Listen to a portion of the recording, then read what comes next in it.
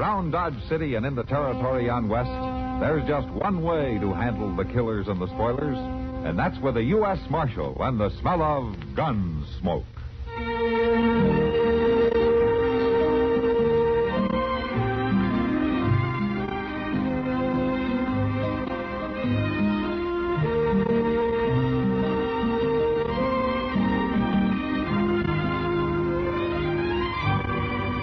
Gunsmoke, starring William Conrad. The story of the violence that moved west with young America. And the story of a man who moved with it. I'm that man. Matt Dillon, United States Marshal. The first man they look for and the last they want to meet.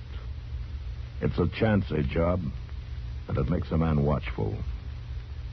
And a little lonely.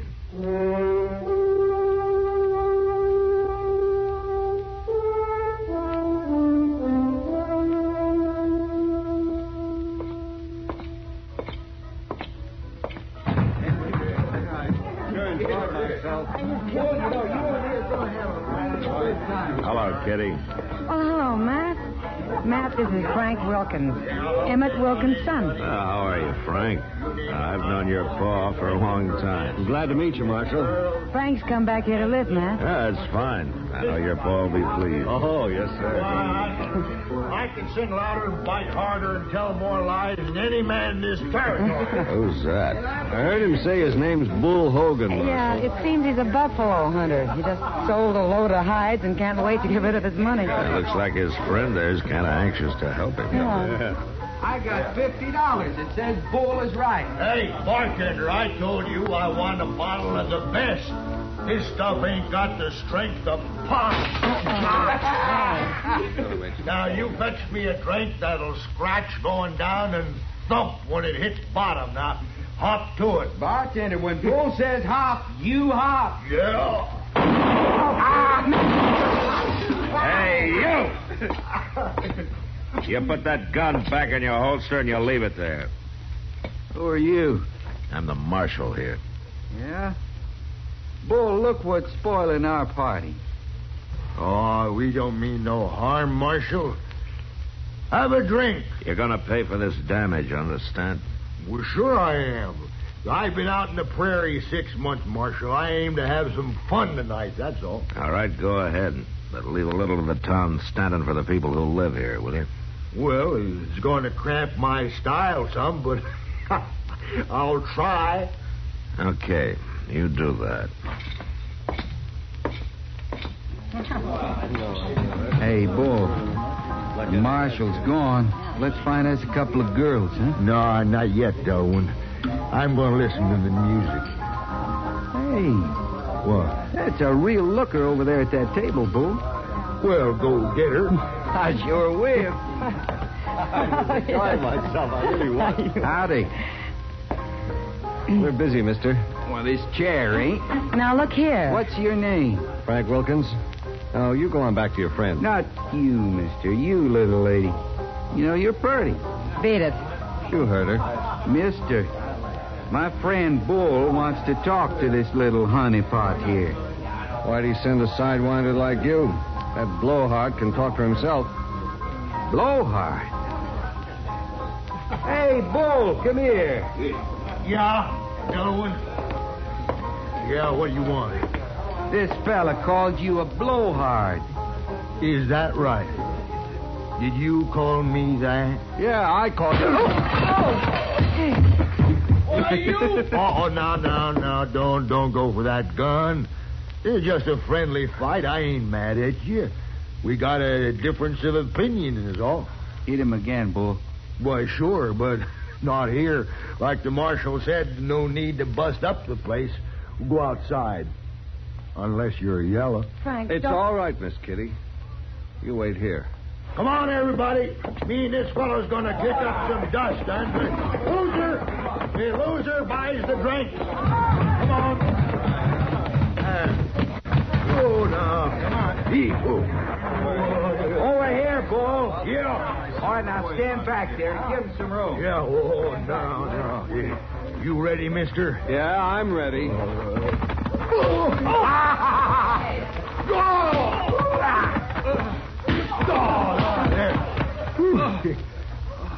Well, come on, fella. Get up. He can't. You whipped him good, Bull. Why, that wasn't hardly no fight at all. Shucks, we can't wait around for him to buy the whiskey. I'll buy it. Drinks for everybody. Inside. Everybody inside now. Hey, Dillon, come on here. Dump some water on that fella. Sure, Bull.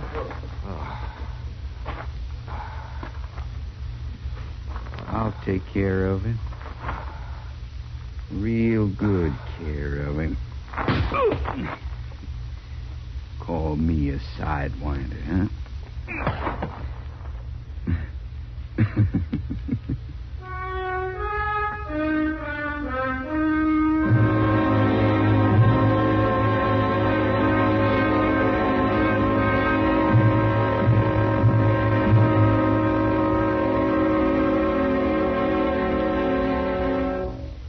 Now, just listen a minute, if you will.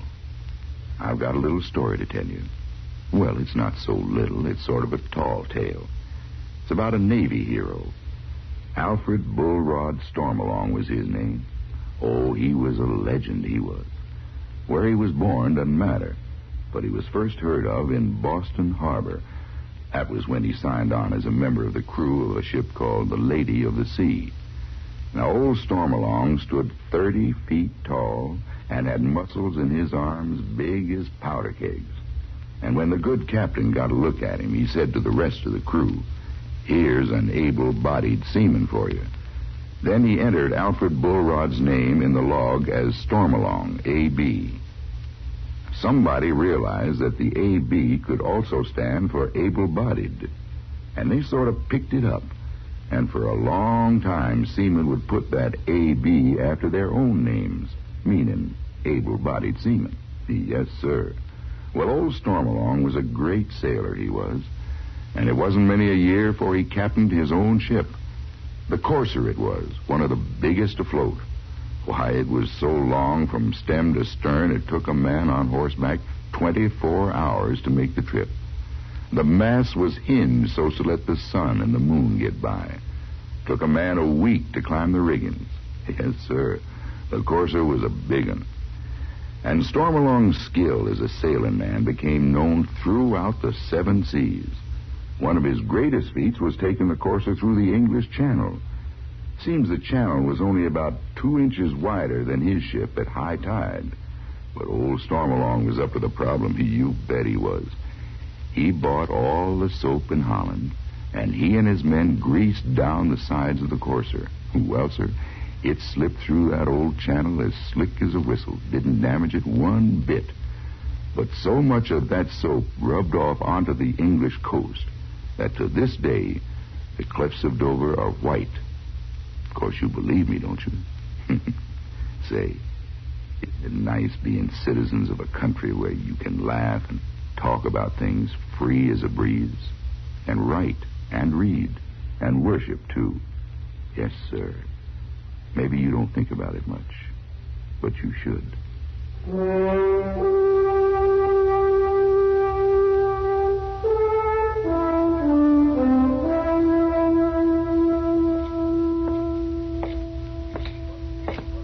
Mr. Dillon! What? Mr. Dillon! Mr. Dillon, I've been looking all over for you. Well, you found me, Chester. What is it? Frank Wilkins. He's dead. He's what? Dead. Well, I was sitting with him just a few minutes ago. Yes, sir, but he's dead now. Well, what happened? Well, they told me he got into a fist fight with some buffalo hunter over at Long Branch. Bull Hogan? Yes, sir, that's the name.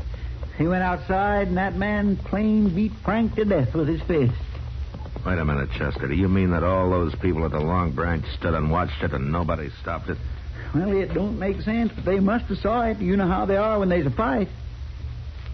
I'm going to have me a talk with those citizens. Well, I already talked to some of them, Mr. Dillon. They swear up and down it was a fair fight. Chester, in a fist fight, a man's beat long before he's beat to death. And anybody not crazy for blood knows that. Well, I can't understand it. But one thing's for sure, Frank's dead. Doc examined him and then had the body moved over to his office. Is Bull Hogan still at the Long Branch? No, sir, he ain't. He's gone. Well, he won't get far. I'll see to that.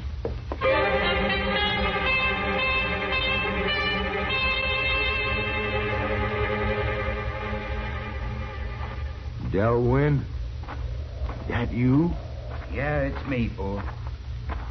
I got your horse hid in them trees. You better get going. Delwyn, I come into Dodge City to have me a good time. This ain't no fun sneaking out here to the edge of town, hiding in the dark. Ain't having me no fun at all. Well, it's better than being hung, ain't it? You killed that man. Well, I didn't mean to. That don't make no difference. He's dead. You're stronger than you think you are. I never seen a man hit so hard. I can swing faster and hit harder than any other man in this territory. Keep your voice down, Bull. Being strong won't do you no good at the end of a rope. Well, it was a fair fight. That don't matter. They aimed to hang you, Bull. You didn't see how they was all looking at you, cold like. Why, if I hadn't have made you leave that saloon when I did, they'd have closed in on you then and there. I'm the only friend you got, Bull. Delwyn, you ought to tell them that I didn't mean to do it. That wouldn't do no good. Not now. Your only chance is to get out of town till they cool off. Now, come on. Lucky I remembered seeing that old sod hut upriver on my way in. It's a good place to hide. You reckon I can find it? You go just like I told you, and you'll find it. I don't want no thanks for this, Bull. I'm risking my neck to help you, but that's what friends are for. I'll stay here in town and see how the wind blows. Tomorrow I'll ride out and let you know. Bring some grub and a bottle, huh? Sure. Now get going. I ain't never run away from nothing before in my whole life. You ain't running away, Bull. You're being smart. I ain't never tried that before, neither. I hope it works.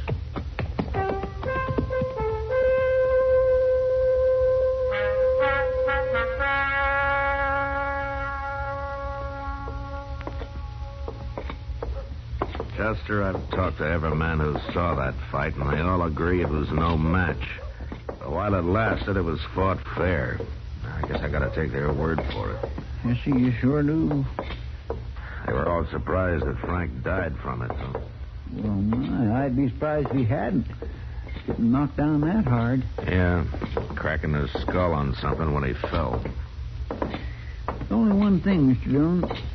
If it was such a fair fight, why did that cussed Bull Hogan light out so fast? I don't know, Chester. I don't know. Yonder's Miss Kitty.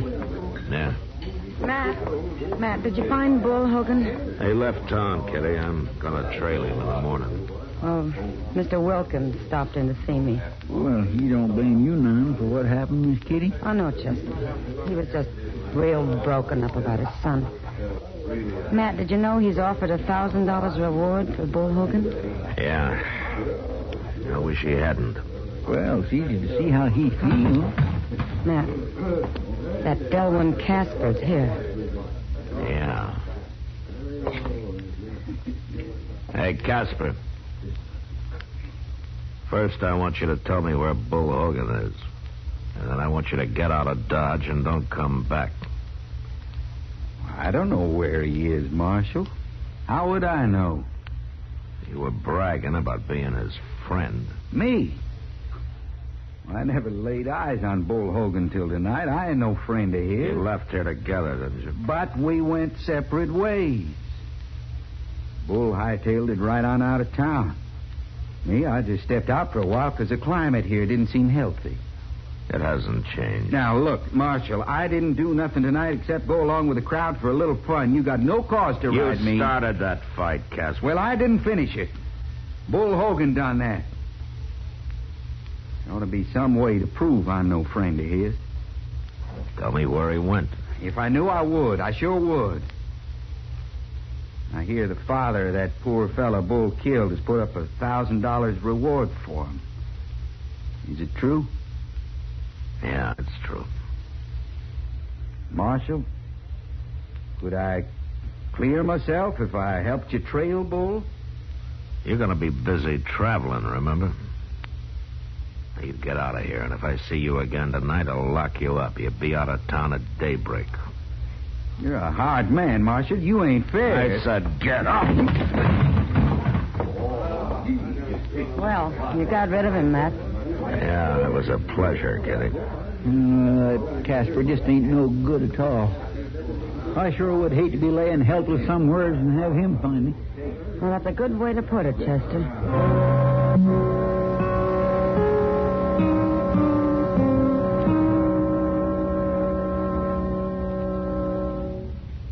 The United States Army, a gallant record of peacetime service. 1904, commercial business is transacted by radio for the first time through the United States Army Signal Corps station in Alaska.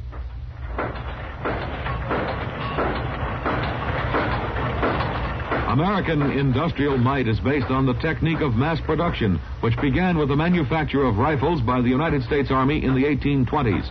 Captain John Hall in 1819 designed a unique breech-loading rifle and began production at the Federal Armory in Harpers Ferry, Virginia.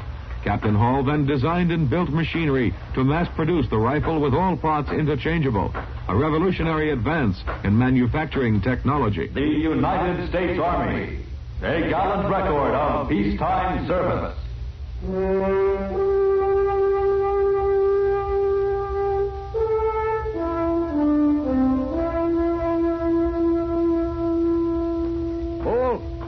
Hey, Bull. Is that you, Dillon? You got here early. Yeah. I see you found the hut. There's nothing to it. You gave me real good directions, Dillon. What's the news? You don't look good for you, Bull. They got a $1,000 reward out. No, it was a fair fight. It ain't like I done murder. They think you did. It's the same thing. Did you bring me something to eat? No. I thought about it. I decided not to waste the money. No, what do you mean waste it? What's that gun for? No, Dillon, you said you was my only friend. I guess I was lying.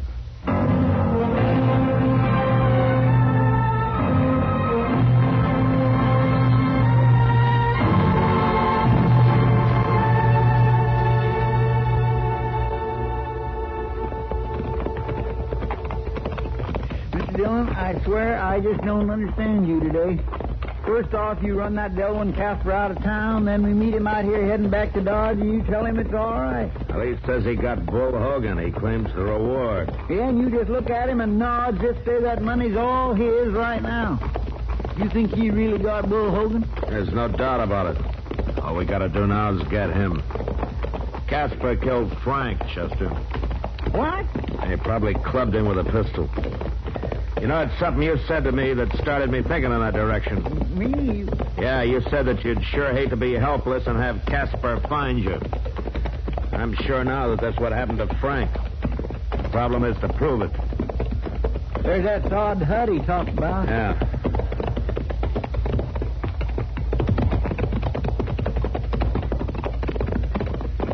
My goodness, there's Bull, too.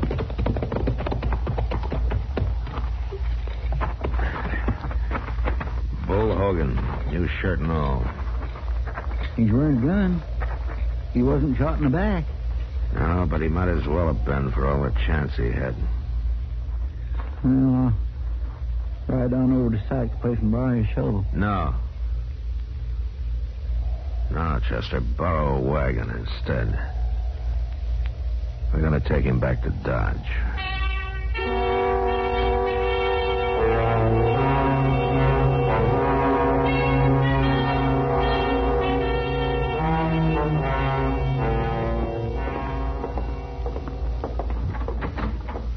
Here he is, Mr. Dillon. All the way over here, I couldn't get a word out of Chester except you want to see me. That's right, Casper. Well, do I get my reward? I think you could say that. Then you found Bull. Yeah, we found him. We had quite a time bringing him in, though. Bringing him in? He's the strongest, roughest man I ever tangled with. What are you trying to say, Marshal? We got Bull here in jail. Doc gave him a powder to put him to sleep. He's in the first cell. Go see for yourself. Well, but he's dead. I shot him. Yeah, you shot him all right, only you didn't kill him. Well, I did. I hit him right in the chest. Well, that's what saved his life, Casper. Here, you ever seen one of these things before?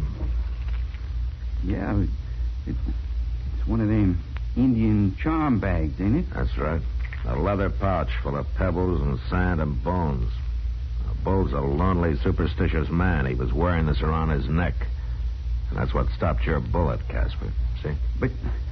But he fell down. He was dead. Doc says that a blow over the heart like that'll stun a man cold, but it only lasts for a few minutes, and then he's as good as new. You're lying to me. You're trying to trick me out of my reward. No, you'll get what's coming to you, Casper. You know, Bull's got an idea that somebody clubbed Frank Wilkins with a pistol while he was knocked out. Well, I'm going to lock you in that cell with Bull and let the two of you talk it over. Lock me in with him? Well, now, you can't do that. Oh, why not? Neither one of you will have a gun. You'll just talk. What could happen to you? We'll go wake him up now, Mr. Dillon. Yeah, Chester, go wake him up. All right, come on, Casper. You're going in there with him. No, I'm not. Oh? Well, then maybe you'd rather tell me about it, huh? But I didn't do nothing. I ain't going in there. Oh, yes, you are. And you're going to tell that to Bull Hogan face to face right now. Locked in. No, I done it. I clubbed Wilkins with my pistol. It was me killed him. You hear that, Chester? Yes, sir. All right, take his gun.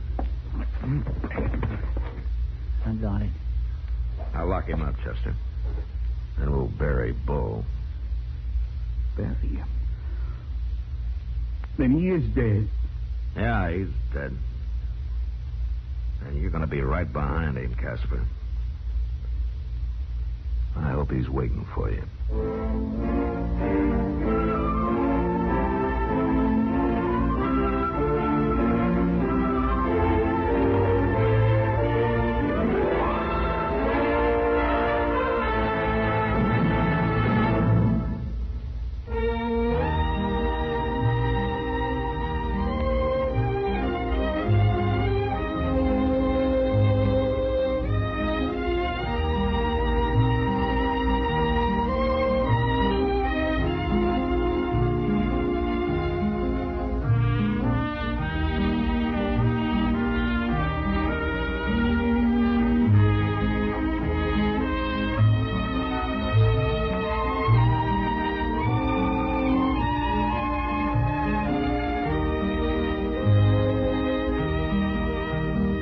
Gunsmoke. Produced and directed by Norman Macdonnell, stars William Conrad as Matt Dillon, U.S. Marshal. The music was composed and conducted by Rex Corey.